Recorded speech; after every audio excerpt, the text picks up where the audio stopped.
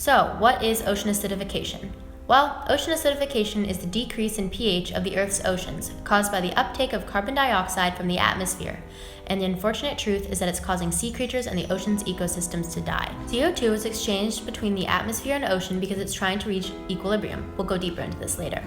This means that if the CO2 levels in the atmosphere are high, the CO2 gets pulled into the ocean. Once the CO2 dissolves in seawater, it has 4 possible forms: dissolved CO2, carbonic acid, bicarbonate, and carbonate.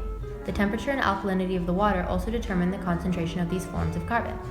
Now I'll talk about all of this in more detail later, but first we need to do some explaining. So what makes an acid or a base? In 1887, a chemist named Arrhenius came up with a way to define acids and bases.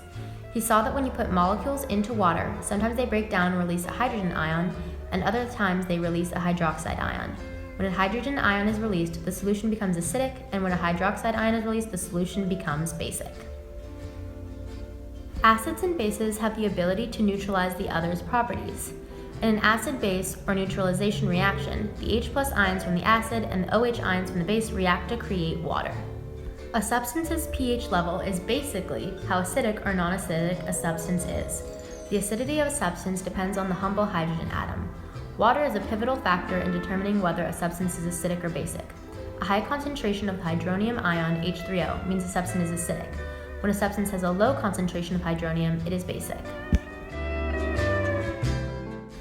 As we briefly talked about before, there is a constant exchange between the upper layers of the ocean and the atmosphere. Nature strives towards equilibrium, or for the ocean and the atmosphere to contain equal concentrations of CO2. So carbon dioxide in the atmosphere dissolves in the surface waters of the ocean in order to reach equilibrium with the atmosphere. As CO2 dissolves in the ocean, it causes dramatic changes in the chemistry of the seawater. CO2 reacts with water molecules and forms the weak acid H2CO3, carbonic acid. Most of this separates into hydrogen ions and bicarbonate ions. The increase in H+ ions reduces pH, which is a measure of acidity, and the oceans acidify. Or that there is less alkaline, because even though the ocean is acidifying, its pH is still greater than 7, that of water with a neutral pH. The average pH of today's surface waters is 8.1, which is approximately 0.1 pH units less than the estimated pre-industrial value 200 years ago. The Chatelier's principle states that if a dynamic equilibrium is disturbed by changing the conditions, the position of equilibrium shifts to counteract the change and to reestablish an equilibrium. If a chemical reaction is at equilibrium and experiences a change in pressure, temperature, or concentration of products or reactants, the equilibrium shifts in the opposite direction to offset the change. Essentially, this principle helps give us a formula to understand equilibrium. No one can really say what the future is going to look like or what's going to happen, but we do have the ability to make predictions and observations.